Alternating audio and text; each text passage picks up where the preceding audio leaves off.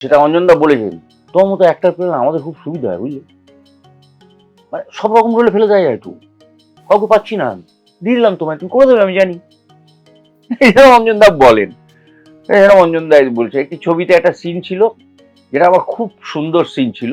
একজন মারা গেছেন, আমি ইচ্ছে করেই ছবির নাম বলছি না, কিছু বলছি না। তো একজন মারা গেছেন, শোয়া রয়েছে, সব তার নাতি কাঁদছে, এ কাঁদছে, সবাই কাঁদছে।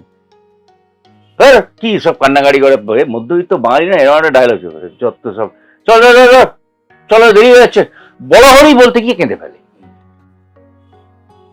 তার আগে অব্দি খুব মাস্তানি করছে, বড় হরি বলতে গিয়ে কেঁদে ফেলে। সিনটা দেখি গিয়ে বাদ, ডাবিং করতে গিয়ে রঞ্জন দা ওইটাই বাদ দিলে আমার হিরো মরে যেত। বলে ওটা রাখলে আমার হিরো মরে যেত।